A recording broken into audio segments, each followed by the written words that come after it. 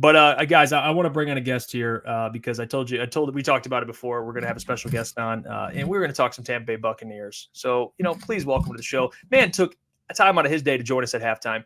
Mr. Steven Cheah. Steven, what's going on, brother? What's up, guys? How we doing? Good, man. Doing great. Appreciate you joining. Please welcome Steven. Steven, I got to ask you, because this week, big week, Lions, Tampa Bay Buccaneers. I love talking to especially a two-time Super Bowl champ, I might add. Have to add Thank that you. as well. What, from your perspective, facing the Detroit Lions, your thoughts on the matchup, because I spoke about it today. Offensive line, at least your guys' interior offensive line, struggled a little bit last week. Lions are getting back DJ Reader. How do you see this matchup going? Some things you're concerned about. I'm interested to see how it goes because actually something very interesting happened today. So Liam Cohen, our new offensive coordinator who comes from Kentucky, but before that he was with McVay in I was going to say St. Louis, but with the Rams. They try to run a lot of 11 personnel. And a reporter asked him today, like, what did you see?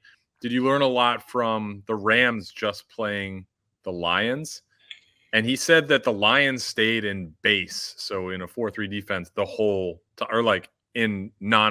in obvious passing situations, third and long, etc. They changed up, but for first, second down, they stayed in their base defense. So I'm interested to see kind of what our offense looks like. If DJ Reader is playing, that's obviously not good for our run game. Graham Barton, I thought. He had some really, really good plays, and he had some misses. Overall, I thought it was a pretty good debut. Cody Mauch, I thought, was pretty good. Our left guard is new. He had his ups and downs, Ben Bredesen. But I'm interested to see if we can run the football. There were, and I put it on my Twitter, there were cut-ups of the run game. There were some nice plays. Buck Irving had a 31-yard run. Rashad White had a 15-yard one. A couple, decent chunks in there, like 8 yards, 7 yards. But then there were also a lot of, 1 yard, 2 yard, -2 yard, -5 yard. Like there were a lot of negative runs. If we can eliminate those and stay on schedule, we have a shot. What worries me the most, and I've talked about our injuries to our secondary with Zion McCollum, who's our number 2 cornerback. He's in a concussion protocol. Unsure if he's going to play. Josh Hayes, the cornerback depth, is out. Our nickelback, Bryce Hall, likely out for the season. So Antoine Winfield, probably the best safety in football, going to miss this game, maybe another game or two after that. So we're down a lot in the secondary, but a big concern is right tackle, who's very good. Luke Gedeke just went into concussion protocol, I believe, yesterday. So, or I don't want to say he just went in yesterday, but he just showed up on the injury report on Wednesday. That is a big concern going against your guys' defensive line. So I'm interested to see if the offensive line can hold up, if we can run the football, and then on defense, can we, stop the deep pass, because Jameson Williams had a really good game against us last year in the regular season. Yeah, and Che, it's good talking with you, brother. I wanted to the secondary situation that you were talking about. Is that going to be, because obviously, like Jameson Williams, you said last year, did that to you guys, or had a good, decent game? Both times it felt like a little bit. But yeah, last week, JMO had a massive game, and then Amon Ra was quiet, Sam Laporta quiet, and Jahmyr Gibbs a little quiet as well, not as like for himself. Yep. Do you see this just turning into like kind of a shootout of a game? Because I've said it before on this show, I'm high on your guys' offense with Baker and the 3 weapons you guys have. Does this just turn into a shootout of a game, or do you think like they'll be able to keep it close a little bit, kind of heading into the fourth quarter, and it kind of turns into that playoff game last year a little bit? Yeah, I mean, you touched on it. The playoff game was an 8-point game. At the end of the game, there was a chance the Bucs could, go down and tie it. The last possession before Baker throws that pick. I thought that game would be better for us than the first game. I thought you guys absolutely. I mean, the final score was 20. I think it was 20-6 in whatever it was, week 6 or 7 last year. I thought it felt like you guys should have won by like 20 points, 28 points, something like that. Like that game was a blowout. It was, and we got the block of the year, didn't we, in that game? We did, yeah. The block of the year in that game. Goff was zipping it. He was zipping it. On current Lions cornerback Carlton Davis. So yep, yes, that's true. Great point. Maybe he wasn't zipping it actually. Continue. Yeah, but I'm interested. Jared Goff has had success against Todd Bowles in the past. Like if you go back to his days with the Rams, he has turned it over, but he puts points on the board. So I'm interested to see how our defensive line can get. You guys have a very good offensive line. If we can get to Jared Goff, Kalijah Kancey, your first-round pick from last year. got hurt last Friday in practice. He had a calf injury. He missed Sunday's game. He hasn't practiced so far this week, so it's not looking good for him to play on Sunday. If he's not there, we have Vita Vea, who's a good player. Yaya Diaby is a good player off the edge. Joe Tryon-Shoyink, if he can show up, he has not. He's kind of been a disappointment in the first couple of years. He had a sack last week. If he can show up and generate some pressure, we can get Jared Goff off his spots. I think there's a chance this could be a little bit more of a low-scoring game, a little bit more of a closer game. If we can, I think that you guys are going to have a lot of time to kind of pick us apart. I think you guys are. I believe it's a 7-point line. I think that's probably about right. I think you guys should be pretty sizable favorites in this game. Yeah. And Steven, thanks for joining us again. Yep. And kind of last year, we kind of became Baker Mayfield fans. I know I could speak for these two and a lot of people around Detroit. We kind of gained a certain level of respect for him after that playoff game, just, him handling everything like a professional, speaking out against the Lions and whatnot. But I just wanted to know your confidence level in Baker Mayfield and how far do you think he can take this Tampa Bay team? I do have confidence in Baker. Like if you look at, do I think he's a guy that's, a top, 3 or 5 quarterback in the league that's going to put you in the playoffs every season? Not necessarily, but he's a solid quarterback. He's a guy who, as long as you play good team football, it's a solid defense. And, we have weapons on the outside and are somewhat, I don't even want to say we're able to run the football because we were dead last in the league in rushing last year, but we have weapons and he can get the ball out to him. Physically, this guy was a number 1 overall pick, in 2018. So it's not like he doesn't have the tools to be a very good quarterback. Same with Jared Goff, like not that dissimilar. Both didn't work out with their first stop, went to a new destination and things kind of turned it around. So I have a lot of confidence in Baker. I think he's definitely a solid quarterback. He's been playing like pretty good, obviously last week. And, you can cherry pick stats. He's the best quarterback rating in the NFL since week 14 of last year.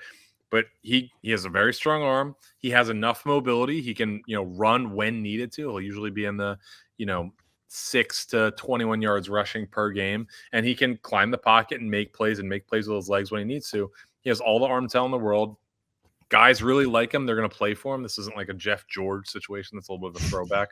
But he is definitely a good player that you can build around. And they're doing that. They signed him to a very reasonable contract, which is good, 3 years, $100 million. So that provides them the opportunity to build around him, which they have been doing. They re-signed, all the guys they wanted to bring back, whether it be Mike Evans, Tristan Wirfs, Antoine Winfield on defense, etc. So I think Baker, especially for the contract, is a great player.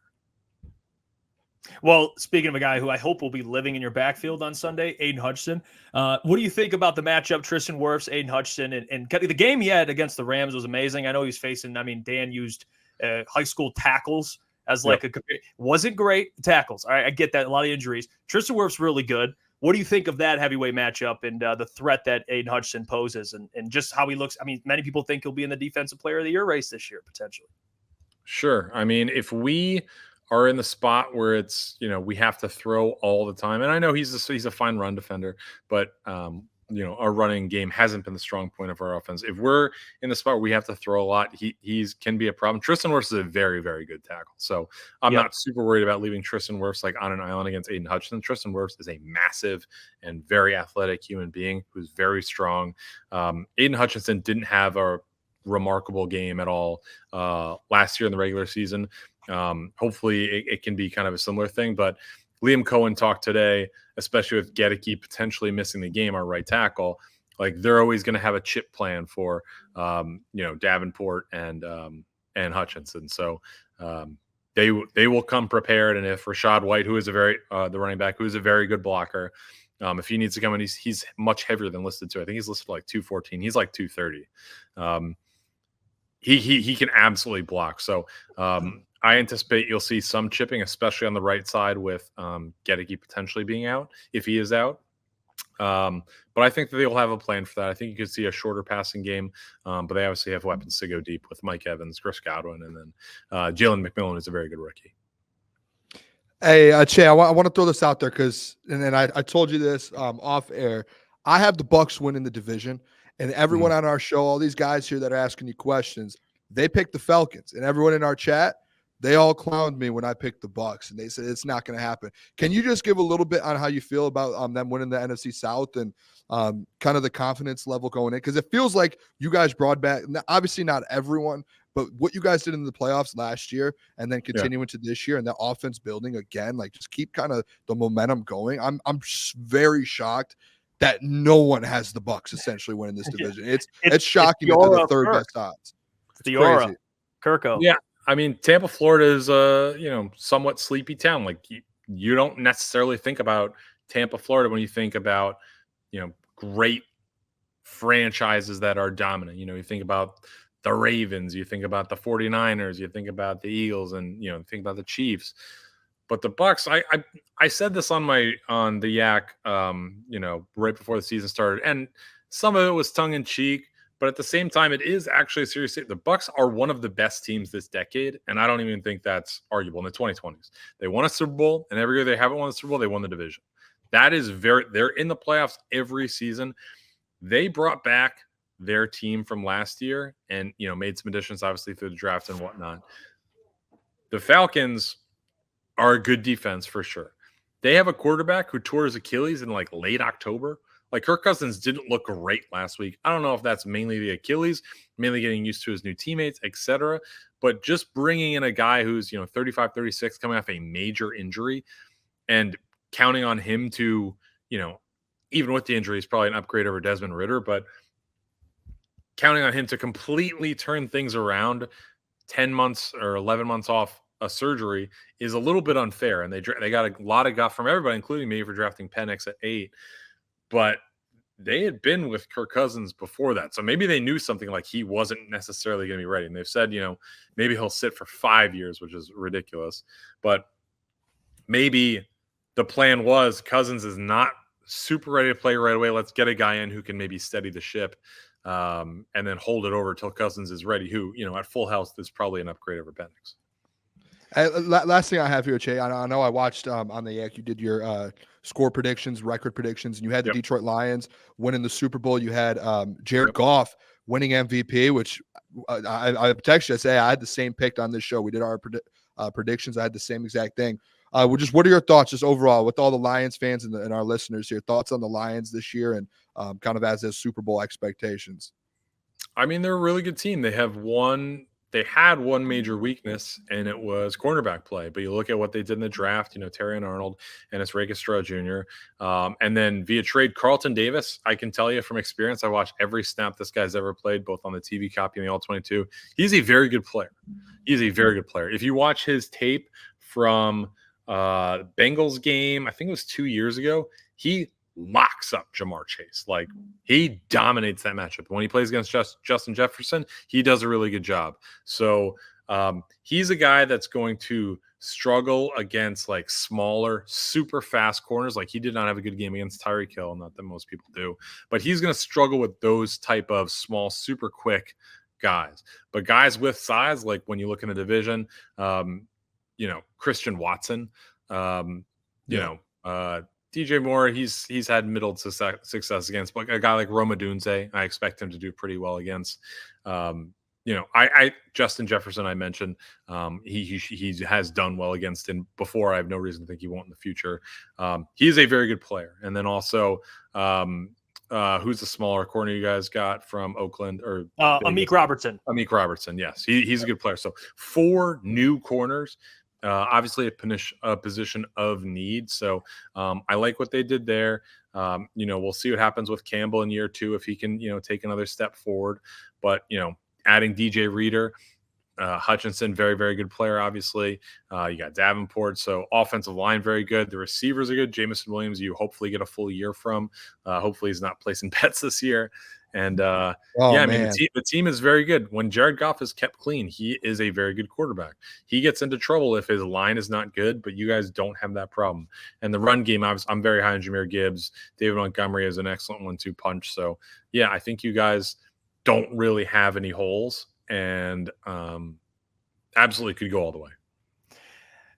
Last question here, Steven. I'm just gonna. Lions fans are tuning in. They're curious. Give me a final score prediction. You're a betting man. Maybe you could do like they'll cover the spread, or you can just give me a final score. What do you think? How do you see this playing out on Sunday?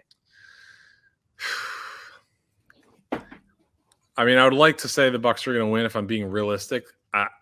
This is going to be a tough game. What can maybe play well is that obviously revenge game, that type of narrative. Feet to the fire. Feet to the fire. I'd probably say. Just say it. 27-17 Lions. Oh, there you go. Hey, Che, I could tell how hard that was for you. Yeah. I feel that as a Lions fan for my life. I'm gonna be rooting for me to be wrong all day. No doubt about it. I'm a Bucs fan first. So hopefully I'm wrong, but yeah, I mean the Lions I think are right now the better team. Let's see how our team develops. We're very banged up. If things are fully healthy and on a neutral field, I think it's a much closer game, but they're not. Yeah. That should be a good game, though. I'm excited for it. I hope so.